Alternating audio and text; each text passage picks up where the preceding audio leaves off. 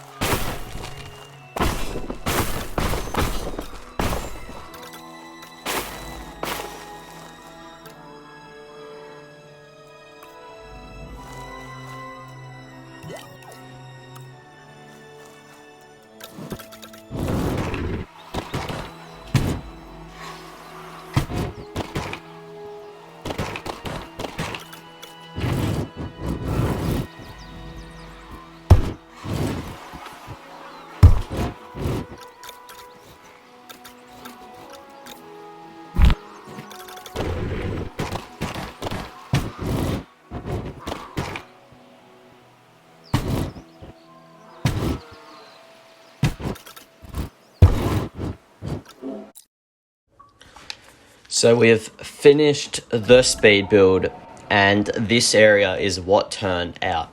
So in the final product, I'm pretty happy with how it turned out, not gonna lie. Before I explain about why there's a lot of open pathing areas with no decorations, I just want to say, I think this area, how I've done all this, it looks very good, like incredibly good. The intersection turned out, I mean, it didn't turn out exactly what I wanted it to turn out like, but it turned out better than I thought it would. Because my idea would be like much cleaner and that, but like I thought it would be bad. So it turned out better than I imagined it to be. So that's pretty good. I like how it has plants in it and it goes off the different lanes. It looks really good. I've continued with this sort of thing where I put the planters across here and then you go like look into the exhibit from here with the invisible fences. So in here we've got the pyroraptors, and I thought I was only going to do a pyroraptor exhibit, but then I was like, hang on, if I was to give them both of these exhibits, they would have a lot of space. And I was like, then I'd need a lot of pyroraptors, and I just didn't think it made much sense. So I decided to also add yutyrannus in here, which, I mean, its enclosure isn't the best, but I mean, it's there, it's alright, it doesn't matter that much. I also decided to add a zip line that goes over the exhibit, just for the guests to have some more fun. And yeah, so I've continued with this patterning all the way around. I added a zip line. I was just going to do like the tall viewing platform, but I just didn't for some reason. It would have been good anyways, because you could get a good look into the pyroraptor exhibit as well. But I just decided, I want a zip line. I thought this would be the best opportunity for one. And with this zip line spot over here, I've added foliage in these gaps right here, just because it gives more of a unique atmosphere and it adds personality, sort of. There was some areas here, but the invisible fencing is kind of like, it stands out a lot, which kind of sucks. It's not the best invisible fencing, I would say, because yeah, it just stands out still. There's a lot of this and that, you know. It's not the cleanest, but I mean, it's there. So I'll explain why the decorations aren't here yet. So I'm trying to preserve my console's performance as much as possible, because if I go here right now, yeah, it starts to get a bit glitchy. Because when you have too much guests or too much dinos, or there's a lot of power, or there's just a lot of decorations, your park starts to get really glitchy. And mainly it's from the guest, so I'll probably have to turn off the guest soon. But yeah, it also happens from a lot of power being used, which even in unlimited power in Sandbox it happens. I've noticed it. It doesn't do too much with the power, but it still does a little bit. Of course, it does a bit with the dinos. If you have 500 dinos in a park, it's going to lag. So dinos obviously contribute to it. And then just the decorations and pathing of how much detail it, even does it. Even with the foliage decorations, which then, if they count, then obviously just the normal foliage counts. So yeah, I'm trying to preserve it. So I'm not going to add decorations across here. I might add a few, maybe in later episodes, but I'm going to try and save as much performance as I can so I can continue this series, because yeah, this would get too glitchy if I added full decorations across it all. So I might add a few, add some this sort of plant with the tree, and I might add a few of those across, but I'm not sure just yet because I'll just wait. So in the next episode now, we're gonna do this area. We're gonna build an enclosure across right here that goes all the way around, and we're going to build just out here a little bit. So that's the goal of the next episode. Then what I have for a plan, right? My plan is I could do exhibit here. I feel like this sort of round section is good for an exhibit. Or I could do a lagoon or an aviary there, but I'd rather do just a normal exhibit there. So I feel like across here would be a good exhibit. And then out here I might lead into a plaza that goes 3 ways, and then that will lead over to this crater, and then it will lead to all the others. But I have to start with the other arrival point soon over here, so then I can build out all to these zones, and then I'll end up connecting it up once the park is pretty much finished. So yeah, that's what I did this episode. Thank you for watching.